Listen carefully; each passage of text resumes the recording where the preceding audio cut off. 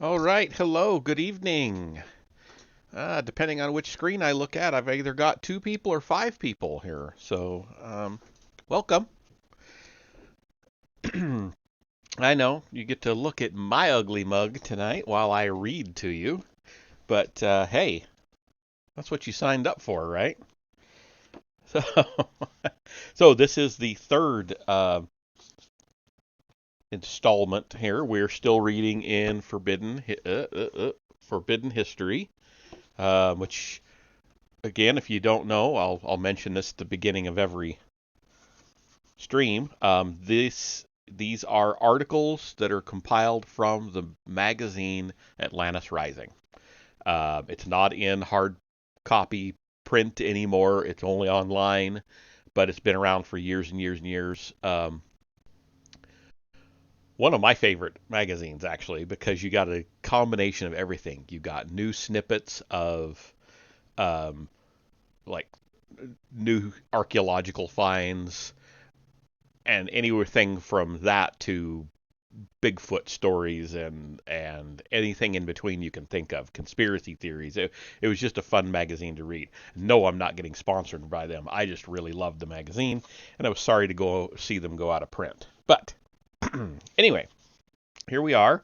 We are in part 2 of the book, Making the Case for Catastrophism, Earth Changes Sudden and Gradual. And our first article is In Defense of Catastrophes. Pioneering geologist Robert Schoch challenges the conventional wisdom on natural history. I think Robert Schoch is one of the people that's really brought up some controversy around the age of the Sphinx at Giza, because of what he sees as the water erosion on the Sphinx. All right, so let's jump into it. When the maverick Egyptologist John Anthony West went looking in 1989 for scientific validation that the Great Sphinx of Giza and possibly other monuments of ancient Egypt was of greater antiquity than alleged by Orthodox Egyptologists, he found it through the person of Robert M. Schoch. Had I just read the first sentence, I would have saved you some time. A young but very well credentialed associate professor of science and mathematics at Boston University. Schoch's specific expertise lay in geology and paleontology, and he possessed just the corpus of scientific knowledge and analytical techniques that West needed to verify the hypothesis. First proposed by the independent archaeologist R.A. Schwaller de Lubitz in the 1950s, that the weathering observable on the Sphinx and its rocky enclosure was due to chronic precipitation from the sky rather than long-term exposure to wind-borne sand. What Schoch found using accepted geological methodology is now a matter of public record. Popularized in the controversial 1993 television special The Mystery of the Sphinx, in which he was featured, his findings were that the erosion on the Sphinx and its enclosure incontrovertibly reflects the effects of streaming water, which means that the oldest portions of the ancient statue must date to at least 2,500 years earlier than heretofore posited, or to the period between 7 and 5000 BCE, the last time when large quantities of rain fell in that area of the world. Schoch's finding was tantamount to setting back the conventionally accepted timetable for the development of human civilization in the Middle East by 2.5 millennia, and maybe much more. This propelled the geologist headlong into a vehement debate with the traditional Egyptological establishment, which summarily rejected the overwhelming evidence in favor of his much older date for the Sphinx's construction. The experience, however, also served to rekindle and amplify a long-standing, if dormant, curiosity in the author to examine the even larger issues of how and why civilizations have come and gone on our planet.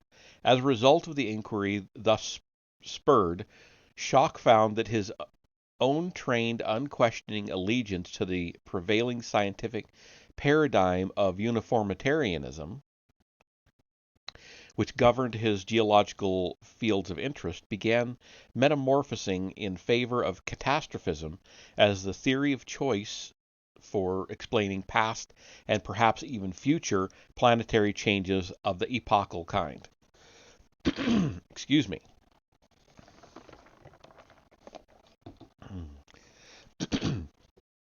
The personal intellectual journey informs Schoch's first non-technical book, Voices of the Rocks, a scientist looks at catastrophes and ancient civilizations, co-authored with Robert Aquinas McNally, a professional science writer. In it, they survey the evidence and convincingly argue that instead of evolution and cultural change being a gradual process over many millennia, the uniformitarian viewpoint, natural catastrophes such as earthquakes, floods, and extraterrestrial sourced impacts, asteroids, comets, meteorites, have significantly and often abruptly altered the course of human civilization, the catastrophist perspective. Indeed, research conducted and reported by Schoch and many others strongly suggests that cataclysmic natural events have obliterated civilizations in the past and could well do so again. Schoch admits that he went, quote, screaming and kicking toward catastrophism without any prior seeding by professional mentors or university teachers who were closet proponents of the alternate paradigm. But he says, quote, I just followed the evidence, and in so doing, it just didn't take me to where I was taught it would. As a scientist, I couldn't dismiss the evidence out of hand, and so another theory was needed to account for it, end quote. In proposing catastrophism as an alternative working model for past events, Schoch's book also sends a clarion call about the need to address various modern environmental issues such as global warming, ozone depletion, and the threat of large terrestrial impacts from outer space, any one of which may portend a disaster of global proportions. Don't mind me while I mumble my way through these words. Schock and McNally began their book with an overview of the scientific process and specifically an examination of how science progresses, including the concept of thought paradigms and how they shift as the world actually changes, or at least human perception thereof. By way of example, they note that the ancient worldview of the heavens as being a dangerous place populated by angry gods may not have been mythological fantasy after all, but rather a paradigm using religious language to explain the observation of actual phenomena, such as would occur if and as Earth's orbit carried our planet through a dense meteor stream in space, which it does twice a year, every single year. Maybe not dense anymore, but still. Anyway, after Earth's orbit took it out of that meteor stream, and after time elapsed, this paradigm would eventually become irrelevant and would be suspended by one that reflected the subsequently calmer skies, such as the Earth-centered series of concentric planetary orbital rings later proposed by Aristotle. The authors claim that the same paradigm shift phenomena is at work today concerning geology, the evolution of the species, and human cultural change, with secular catastrophism gaining ascendancy over uniformitarianism. This change is based principally on the abrupt shifts in the fossil records of plant and animal communities in the Earth that have been observed by various researchers, indicating relatively rapid mass extinctions of life on the surface of the planet at various points in the past, such as the disappearance of the dinosaurs at the end of the Cretaceous period 65 million years ago. In particular, the work began in 1980 by the father-son team of doctors Lewis and Walter Alvarez, and repeated by others, identified the presence of higher than normal concentrations of iridium in the so-called KT boundary, the thin demarcation layer of clay between the geological strata of two different major epochs in Earth's history. After eliminating volcanic activity as a possible source of this anomaly, the researchers concluded that the only other explanation for such high concentrations of iridium would be an asteroid, or more precisely, the collision of one with Earth. Confirmation of this theory seemed to appear with the discovery in 1990 of a large impact crater in, I'm going to butcher this, it's something Chicxulub, in Mexico's Yucatan Peninsula. If you know how to pronounce that, let me know. I have no idea.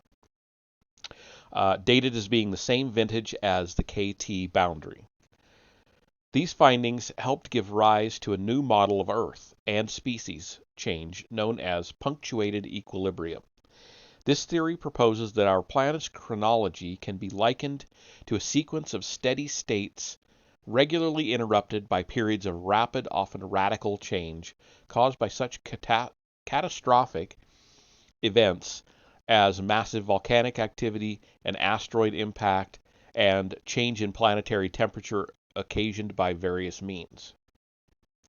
Schock's personal work in redating the Sphinx to the Neolithic period, which encompasses the 7,000 to 5,000 BCE time span, an expanse of time conventionally associated with only very rudimentary societies and building skills, led him to question traditional notions of the linear, uniformly progressive rise of human civilization from approximately 3100 BCE forward, and to postulate the existence of sophisticated cultures far earlier than had been previously proposed.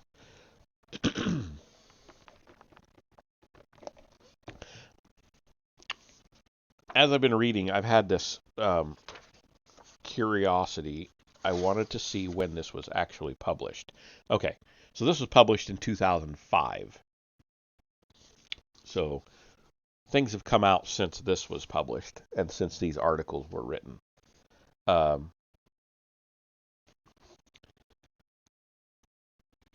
Countering the claimed absence of evidence for any such notion, he cites some intriguing evidence of technical flint mining from 31,000 BCE, sophisticated Neolithic villages in Egypt dating to 8100 BCE, and most recently the astronomically aligned Nabta megalith circle found in the Nubian desert of the southern Sahara dating to 4500 to 4000 BCE. Remains of ancient cities elsewhere in the Near East, such as Jericho in Israel from 8300 BCE, and Atalhayak in Anatolia, Turkey from the 7th millennia BCE, serve to buttress his argument that people of even earlier antiquity possessed impressive organizational skills, technical knowledge, and engineering prowess. Additional evidence exists outside of Egypt, in the Americas and Europe as well. In particular, the astronomically correlated painted imagery discovered on cave walls in Lascaux, France, which have been dated to circa 15,000 BCE, stunningly earlier still. And actually, he hasn't mentioned it, but it would have been known by 2005. But Göbekli Tepe was found in the 90s, and it's thought to be about in the 15,000-year-old range. About roughly, no, I'm sorry, about 14,000, about 11,500 to 12,500 years old, somewhere thereabouts, which is becoming a really, really important date in research nowadays. They're finding a lot of stuff kind of correlates with that rough date. Pursuing the thread of inquiry into sophisticated ancient civilizations further led Schoch to confront the reputed existence of the lost continents of Atlantis and Lemuria, or Mu. In his book, he makes short work of Lemuria, dismissing it as pure fantasy after a short review of the associated literature. Reviewing at greater length the accounts of Atlantis proffered by Plato in his dialogues, and the later accounts of the Roman historian Diodorus Siculus, Schoch finds them thoroughly lacking in their ability to help us locate that sunken continent today. There are people nowadays that would definitely disagree with him. In surveying the list of supposed sites for the sunken landmass, he deftly and methodically disassembles the arguments supporting claims for Atlantis existing in the mid-Atlantic Ocean, on Minoan Crete, or in the South China Sea. With respect to the claim for Atlantis being situated under the ice cap in Antarctica, advanced by such writers as Professor Charles Hapgood, Graham Hancock, and Rand and Rose Flemath, Schoch devotes more time to discounting their shared theory. Ultimately, Schoch finds no evidence to support the notion of Antarctica being ice-free during the period claimed by Plato for its existence, and notes further that, denuded of the massive weight of its icy covering and surrounded by higher water levels, Antarctica would look a lot different as a geological landmass than has been posited by the modern authors cited. Last, he marshals evidence that disputes the accuracy of the maps on which these authors rely for their suppositions of advanced cartographic knowledge on the part of prehistoric ancients. In the end, Schoch subscribes to the claim advanced by Mary Sedagast in her book Plato Prehistorian 10,000 to 5000 BCE in Myth and Archaeology, that Plato's account refers to the Magdalenians, a Western Mediterranean Paleolithic culture that existed and warred chronically in the 9th millennium BCE, and whose demise was occasioned by the melting of the glaciers of the last ice age and the probable swamping of their coastal settlements. Schock's quest for hard evidence led him to personally explore an underwater cliff cut in a series of immense geometric surfaces that were discovered in 1987 off the coast of Yonaguni, an island in the same Japanese chain that includes Okinawa. The architecture of broad, flat surfaces separated by sheer vertical stone risers appeared to suggest antediluvian human workmanship.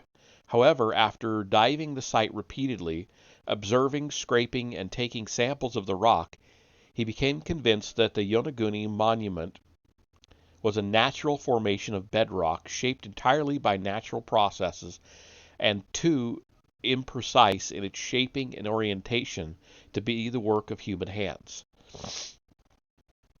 Schock's scientific training and background also causes him to write off, after some earnest consideration, the recent claims of sentient handiwork for the face on Mars and other putatively artificial structures in the Cydonia region of the Red Planet. I've heard of the face on Mars, but I don't know what the Cydonia region is.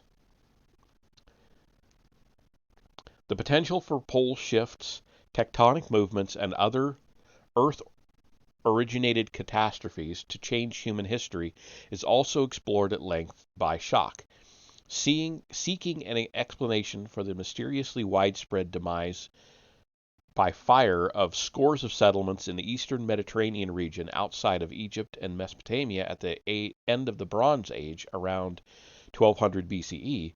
The author initially considers and then rejects the possibility of volcanic action. There was no known eruption at that time, or a devastating earthquake. No one at that time is known to have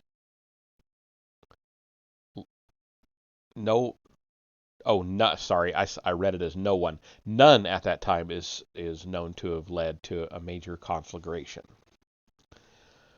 While stories of floods of biblical proportion exist in the myth and folklore of cultures all over the world, and together with some scientific evidence might suggest some watery global destruction in the distant past, they cannot account for the inferno that appeared to engulf the numerous Near Eastern communities extant at the end of the Bronze Age. Schock also reviews the comings and goings of ice ages and ponders whether forces of nature or Earth's rotation might be responsible for the temperature changes that caused them. He notes only in passing, but at least with suitable astonishment, the apparent coincidence of a scientifically validated incident of dramatic global warming around 9645 BCE, which would put it in that 11,500 range that I was talking about earlier. A rise of 14 degrees Fahrenheit in 15 years, and the scientifically postulated scenario of a massive freshwater flood pouring into the Gulf of Mexico at about the same time and coincident with the date that Plato ascribed to the sinking of Atlantis. Although of seemingly great significance, Schock does not pursue the matter. Other people are, for sure, now. They've talked about that. Schock's review also covers the possibility that pole shifts accounted for alterations in the surface conditions on Earth, whether gradual or rapid, actual or only apparent. He examines the work of Dr. Charles Hapgood, who asserted that Earth's crust has slipped over the inner layers and moved the poles at least thrice, by about 30 degrees of latitude, in just the last 80,000 years, with the last movement being completed circa 10,000 BCE. Shades of Atlantis' demise again? Schock discounts Hapgood's work, however, on the basis of, among other things, new and better paleomagnetic data. having been collected since the late professor conducted his research. Schock also disputes the related soon-to-be slipping polar ice cap, the thesis of the successful catastrophist author Richard Noone, or Noon. Is it Noone? Is it Noon? Who wrote 5/5/2000, Ice, the Ultimate Disaster, asserting that the planetary alignment which occurred on May 5th, 2000 would be wow, sorry, I just totally lost it here. Would be of very little moment because of its occurrence on the other side of the sun from Earth. Still in seeking an explanation for the so-called Cambrian explosion of wildly diverse and numerous new life forms over a 10 million year period, more than 500 million years ago, Schock is somewhat more sympathetic to the latter work of the Caltech geologist Joseph Kirschvink and his colleagues, who, using more varied and more reliable data than Hapgood had access to, have proposed that true polar wander, an entire crustal and mantle displacement of 90 degrees over the Earth's core during the Cambrian period, somehow helped make the generation of so many new life forms possible. Exactly how this happened, however, remains a mystery. Schock finally turns his attention to the heavens and the possibilities of drastic change owing to impacts on the Earth of asteroids, meteorites, and comets, generically called bolides. Since 1957, when scientists finally agreed that the meteor crater in Arizona was a result of an asteroid impact 50,000 years ago, approximately 150 impact craters have been identified around the world, and the number grows annually. With its discovery in 1993 of the comet known as... Why did they put a P slash in front of it? I don't know, but Shoemaker-Levy 9, and the observation of its striking Jupiter in 1994, science was forced to acknowledge the possibility that a comet could include, even in contemporary times, what? Oh, again, I'm misreading. I don't know what's wrong with me tonight. Science was forced to acknowledge the possibility that a comet could indeed, even in contemporary times, collide with a planet and do so with a force sufficient to cause global extinctions. Whether the Tunguska Explosion of 1908, which occurred in Siberia, was the result of a similar impact, or that of an asteroid, or even an extraterrestrial space vehicle is unknown, but the massive devastation caused by whatever collided with Earth on that fateful day is a sobering portent of what could occur if and when it happens again in or around a highly populated area. Schock intimates that even a shift in the polar spin axis is possible as a result of such a major collision.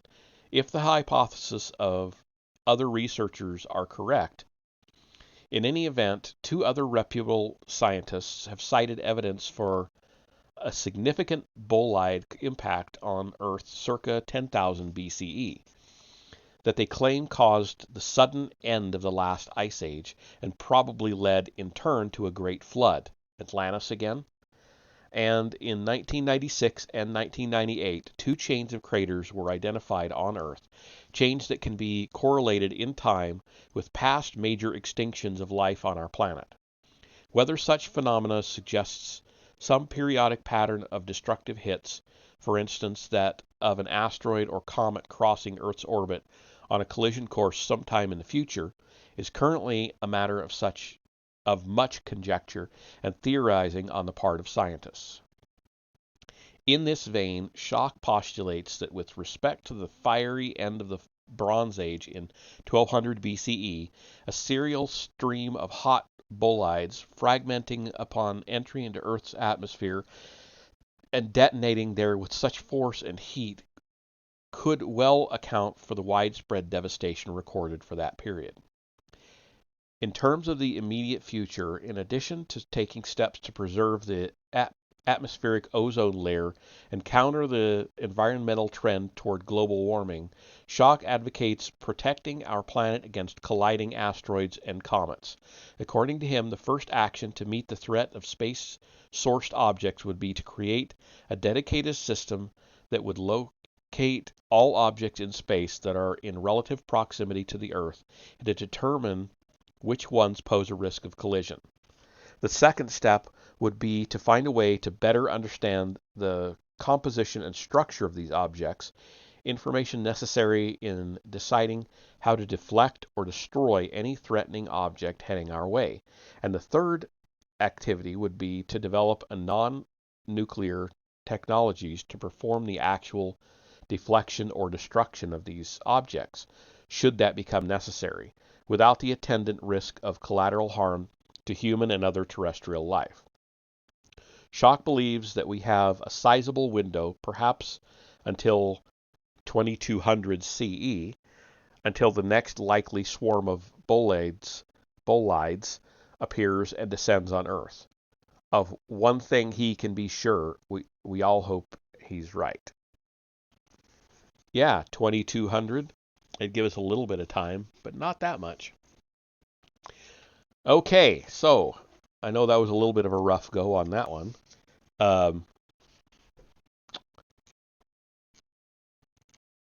People have really put a lot of stock in Schock's take on a lot of this stuff. And then at the same time, other people come out and say, at least now, I mean, again, this is 17 years ago, but now people are, from what I've heard anyway, are kind of questioning him as to whether or not how accurate he really is. And some people are absolutely determined that he's not. And I don't know whether that means they just don't want to admit it, or if they actually disagree with him based on the evidence. That's certainly either possibility is either one is a possibility because paradigms don't like to shift, or the establishment doesn't like the paradigm shifts, or so they'll fight against it tooth and nail until they just cannot fight against it anymore. And it's happened over and over and over throughout history. I mean, look at Galileo and the church.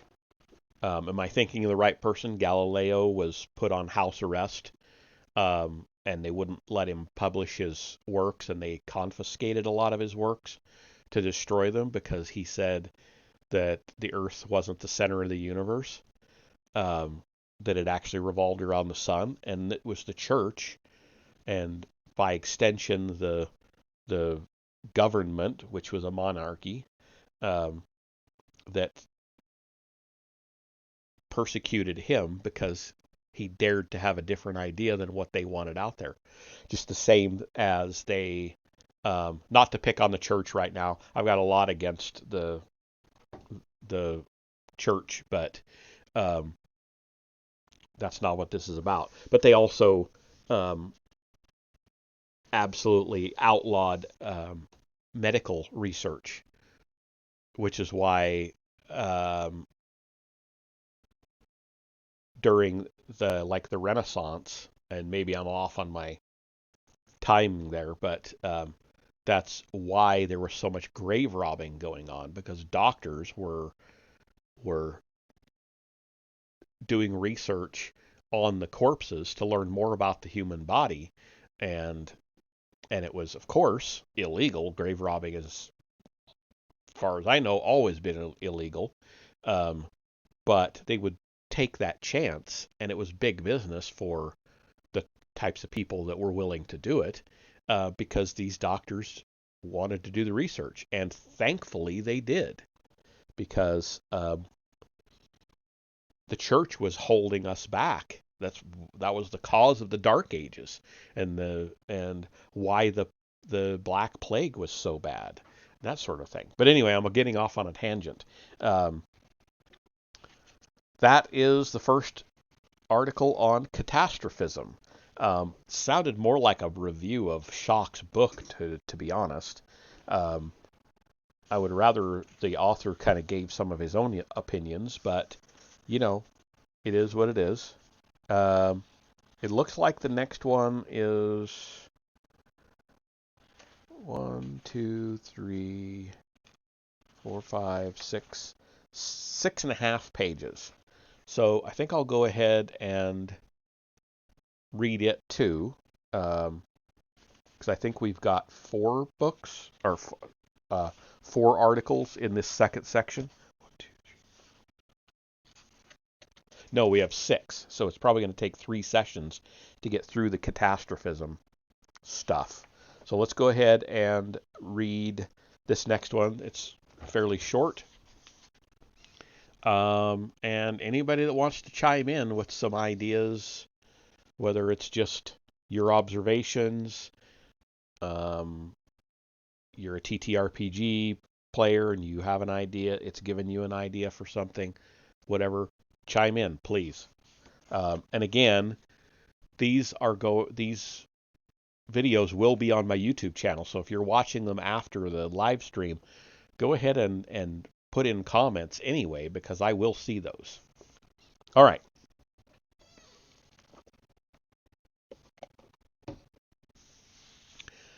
Cataclysm 9500 BCE. 2 new works of immense scholarship throw orthodox Ice Age theories into question, and in the process corroborate Plato and many other ancient sources. So you see the difference. One was Schock, it was geology, it was, from the science, and he was debunking Plato and Atlantis, or trying to, and now this one is supporting it. And they come from the same magazine, which is why I liked it so much. So this is by David Lewis. In recent prehistory, possibly as late as 9500 BCE, the date ascribed by Plato to the sinking of Atlantis, a profoundly traumatic phenomenon plagued the earth. This event, the result of a distant cosmic explosion, caused severe volcanic eruptions, massive earthquakes, catastrophic flooding, and the upheaval of the world's mountain ranges. Earth's axis may have tilted, or its crust may have been violently displaced. Continents rose and sank. Mass extinction of plants and animals followed, as did a period of eerie global darkness. The catastrophe struck suddenly, researchers report. Isn't that what a catastrophe is? Seems a little redundant. Those humans who survived sought refuge in caves and high mountains. The record of their plight preserved to this day in hundreds of ancient deluge conflagration myths from virtually every cultural tradition. In the last century, as well as more recently, scientists gathered the evidence for such a catastrophe, but explained away parts of it through Ice Age theory, which is now known to be fundamentally flawed. The rest of the evidence, until now, science has been unable to explain. No, this is not the synopsis of Hollywood's next disaster extravaganza, nor a rehashing of Immanuel Velikovsky's catastrophe theory, but rather the product of serious research and the subject of 2 books written by independent experts in the field of recent prehistory. The compelling evidence assembled by these authors reveals the existence of a prehistoric reality that casts orthodox notions about early man in the realms of mere guesswork. The books are Cataclysm! Exclamation point. Compelling evidence of a cosmic catastrophe in 9500 BCE by D.S. Allen and J.B. Dallaire, and Earth Under Fire: Humanity's Survival of the Apocalypse by Paul Levoile. Ph.D.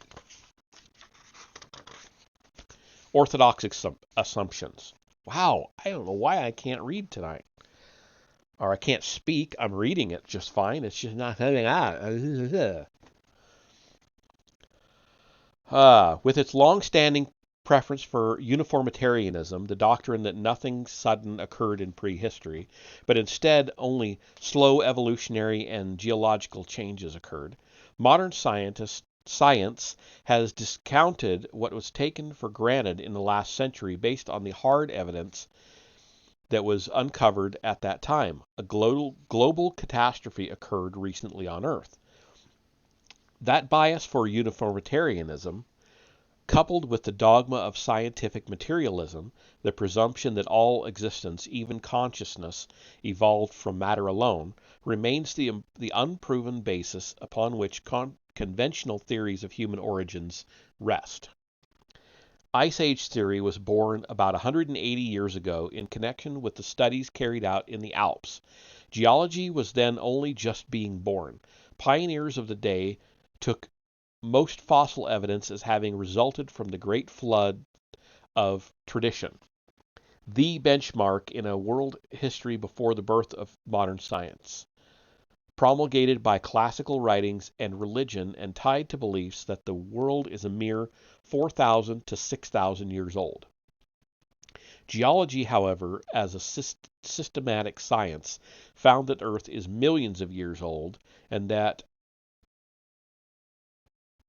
rain-induced flooding could not account for much of the geological devastation that occurred at the time of the mass extinctions. As the scientific movement adopted its uniformitarian dogma, it sought to explain away all prehistory in purely materialistic terms, discarding anything that smacked of superstition or catastrophism. Scientists of the day, in effect, threw out the baby with the floodwater, adopting prejudices about human origins and past civilizations that dominate to this day. And that is very true. That's reflected in Forbidden Archaeology, a book I've mentioned before that I've been reading a page or two at a time for the last couple of years. It's a massive book, and I'm almost done. It talks about just the refusal to look at new evidence because it doesn't fit. Within this skewed climate, science ascribed some of the hard evidence of a great cataclysm in recent prehistory to the movement of glaciers, which undoubtedly took place in some areas, but relying on this theory alone necessitated a full-blown ice age, an ice age of greater duration and severity than anything that had come before. To account for burgeoning evidence that something extraordinarily severe had struck the planet and had wiped out most of the world's mammals, uplifted mountain ranges, caused widespread volcanic explosions, carved valleys and fjords, and left massive deposits of stone and gravel strewn across the globe's landmasses. Letting the facts speak. To understand more fully the story told by the scientific record, rather than what may be described as the contrived position of orthodoxy, we spoke with J.B. Dallaire, a longtime researcher in the field of recent prehistory and co-author of Cataclysm, Compelling Evidence of a Cosmic Catastrophe in 9500 BC. Dallaire told us that in his career as a researcher, he had come upon many very strange anomalies, including massive fossil records in bone caves, where the remains of countless numbers of incompatible prehistoric animals such as saber-toothed tigers, lions, wolves, bison, rhinoceroses, and mammoths were found washed into deep subterranean recesses. These were the remains of animals that perished in recent prehistory all over the world. Human beings in many instances were found in similar conditions, radiocarbon dated to times consistent with the animal deaths, and from ethnic groups as diverse as European, Eskimo, and Melanesian, as in the case of the find in China. Similar finds have been recorded in India, Brazil, North America, and the Balkans. Geologists have also recorded finding the remains of hundreds of humans who died from natural causes in caves, apparently seeking refuge from the catastrophe. Quote, as a result of this, I wasn't at all happy with some of the explanations, Dallaire said, one of these being the Ice Age, another being the chronology. End quote. The key to unlocking the problem of the anomalies proved elusive, but Dallaire discovered he was not alone in his quest. He received a phone call from Dr. D.S. Allen, a biologist and researcher in the field of Earth severance, shifting landmasses, who shared similar interests, and a partnership was born. Coupling their talents and interdisciplinary backgrounds, they labored for years and found that what appears to be the missing link that unlocks the secret of recent prehistory, global cataclysm. Boy, I'd be careful with the term missing link. That's been used, abused, overused for 200 years. People looking for the missing link. Like, yeah, slow your roll, man. I think anytime you let that idea of the missing link into your head, you're already getting off track. Because there's always more to it than that. Allen and Dallaire discovered that, contrary to scientific dogma, certain events took place very rapidly in Earth's prehistory, such as the shifting of land masses, as in the case of their own British Isles, which detached from the European mainland just 6,000 years ago. That I did not know. Allen, a Cambridge University doctor of philosophy, versed in physics, chemistry, and biology, had already discovered that many of the same types of plants and animals have existed in different parts of the world when they should not. They are separated by deserts or water. Dallaire characterized his knowledge of anomalous fossil evidence and Allen's of anomalous biological evidence as, quote, two sides of the same coin, bits and pieces of the same puzzle, end quote. After years of work, those pieces would fit together, buttressed by an ignored scientific record that, when fully revealed, proved stunning. As Dallaire told us when asked about the implications of his work, quote, it throws a monkey wrench into almost everything, even evolution. Evolution cannot always be a question of the survival of the fittest. You can have a sudden event that can wipe out the best and worst, the survival of the luckiest in those instances, end quote. Using carbon dating, the resources of the British Museum and those of the Cambridge University Library, Dallaire and Allen established a time frame for the anomalous fossils, which in turn set a time frame for the event that caused their sudden demise. Quote, the main thing is the dating of the fossils, Dallaire said. They are very, very recent in geological parlance, although quite old in human history. The changes they signify are enormous because there are dislocations in entire faunas and floras by thousands of miles. There are also a lot of very abnormal burials. You get sea animals alongside birds and land animals, coal alongside tropical sea urchins, and all sorts of funny things, end quote. Pause just a moment.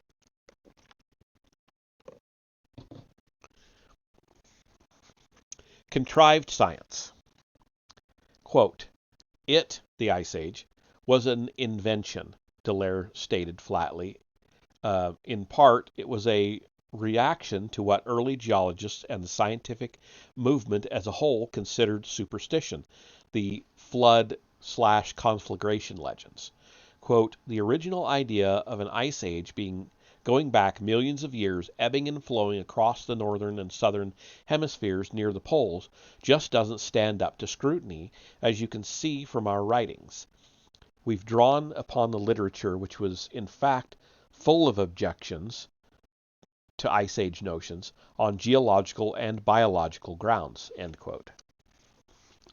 Many Norwegian fjords, for example, thought to have been carved by ice sheets sliding down from mountains, are open-ended. Quote, there is nowhere for the glaciers to have come down from, Dallaire said. The fjords were gigantic fissures filled up with ice at some time later and smoothed by some ice actions, but not caused by ice. End quote. So-called evidence for an ice age having occurred, moreover,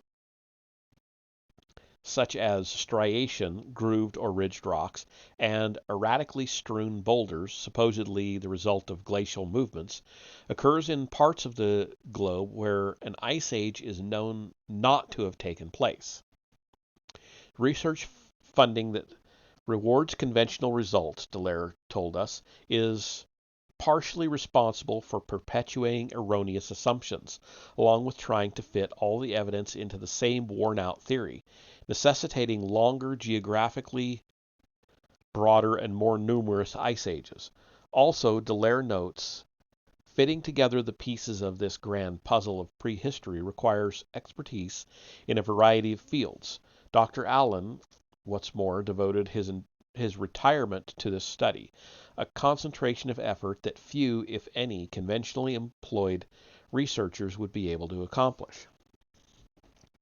The picture that Allen, Dallaire, and others paint, supported by a great deal of field evidence, resembles a catastrophe of mythic proportions.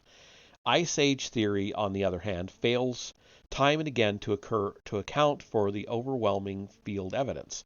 The devastation proves to have been so great, in fact, that nothing of earthly origin could have been responsible, not even a comet or an asteroid, Allen and Dallaire say, could have wreaked such severe damage.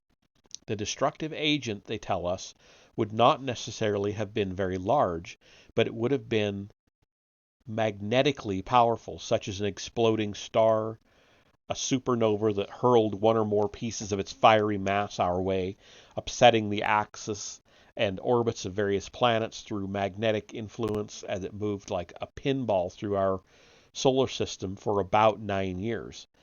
The event wreaked horrific trauma upon various planets and caused Earth to convulse, they say, but amounted to nothing more than a minor incident in cosmic terms. Cosmic explosions. That actually brings something to mind before I move on.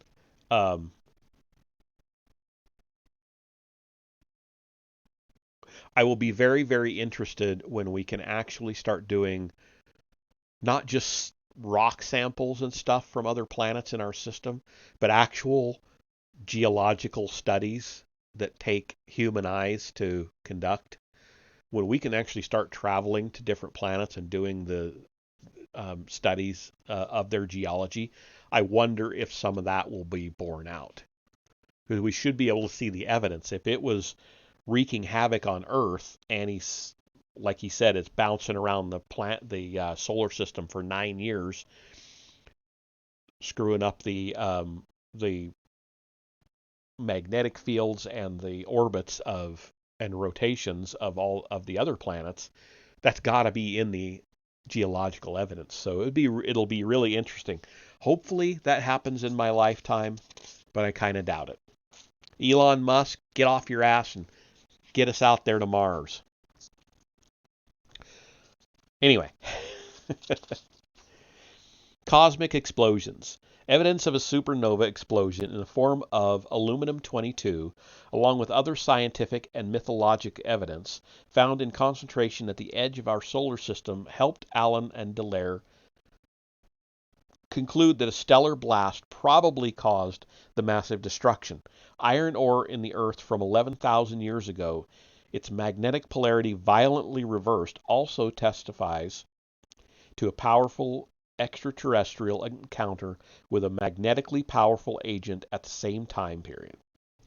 This is interesting. I have not been hearing about this version of why the stuff happened at the end of the Younger Dryas, which is the roughly 11 8,500 to 12,000 year um, area that they're talking about.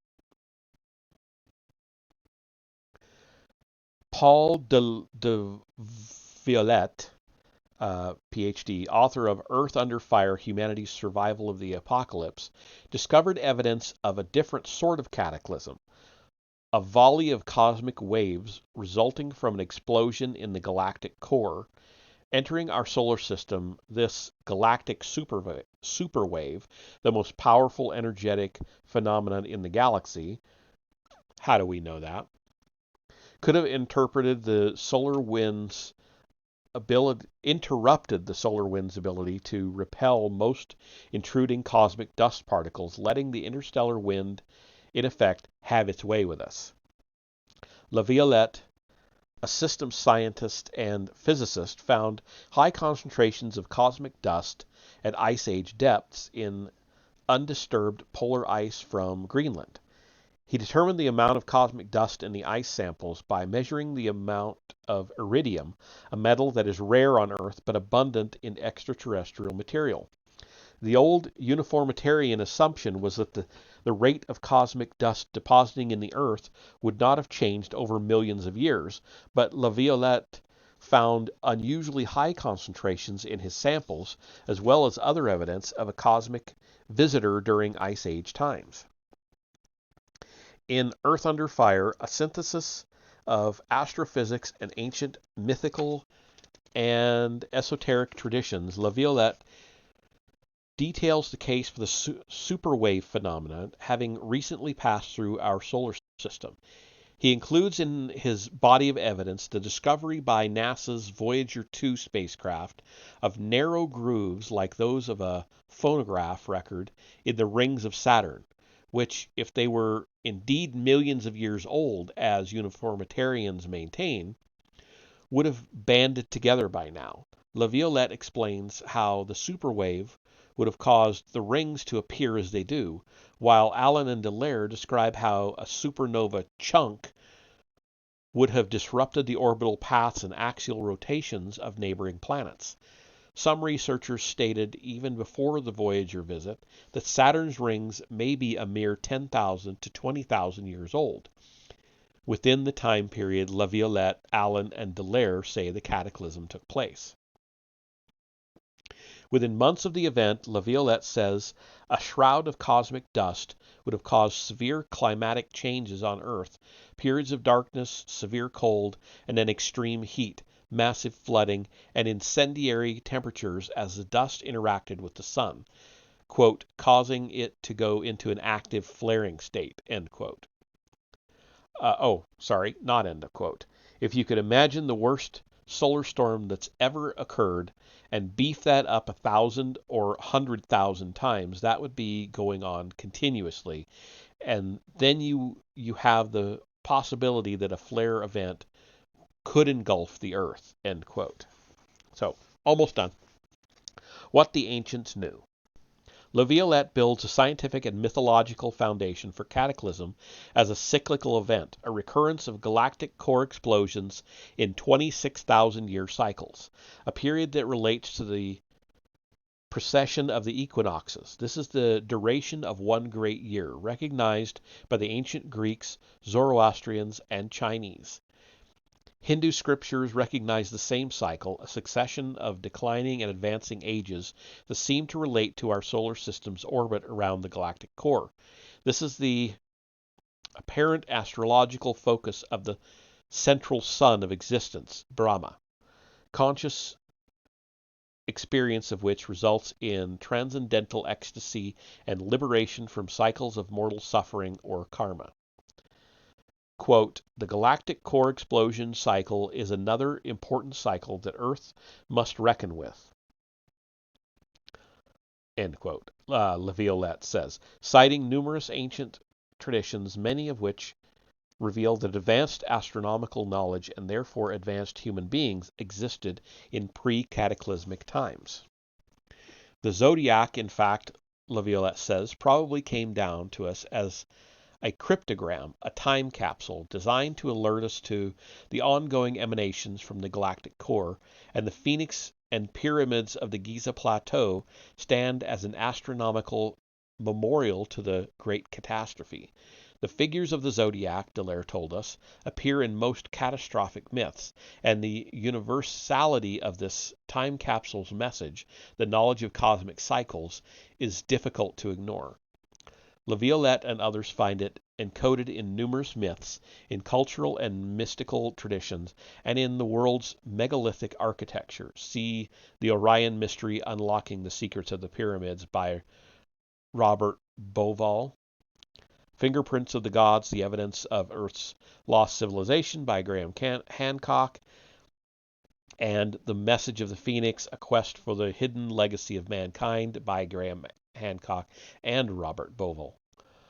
As these commentators point out, the ancient myths speak universally of a seafaring people who seem to have been the guardians of advanced knowledge. Their universal message, apparently passed down from a forgotten pre-cataclysmic world, urges human progress and harmony with the source of all creation. Almost unavoidably, then, Laviolette, Allen, and Dallaire, Hancock, and Bauval, as well as Thompson and Cremo in their book Forbidden Archaeology, which I mentioned earlier, reveal that recent prehistory was not at all what modern science, burdened by its prejudices, has assumed. A past cloaked in mystery comes objectively to light. This accumulated, rich, diverse body of work, interdisciplinary in nature, is filled not only with ancient lore but also with hard evidence that supports timeless traditions, the result of it being that the way mankind sees itself must profoundly change.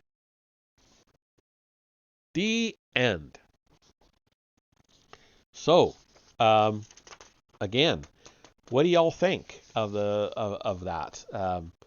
Whatever your interest is in the subject, are you a skeptic, an outright denier of it? Have you bought into it completely? What are your thoughts? If you're even interested in the subject, hopefully you are. Hopefully you'll be interested in every subject I cover. I just because of my own need to finish one thing before I move on, I'm going to go through this entire book before I move on to another one. So bear with me if this kind of stuff is not really your thing. Before I move into another book, like when we get into the last section, which I think is section 6, we've got how many?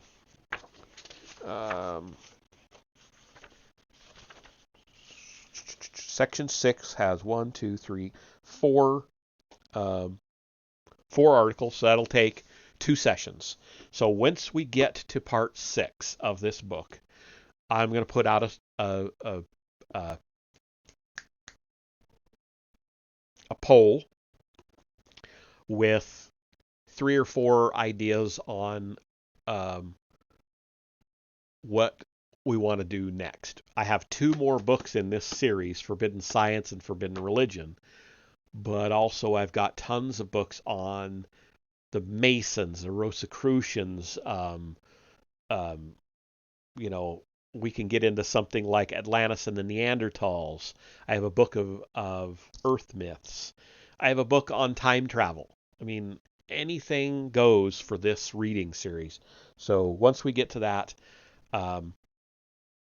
I will try to get an idea of what y'all want to go into next.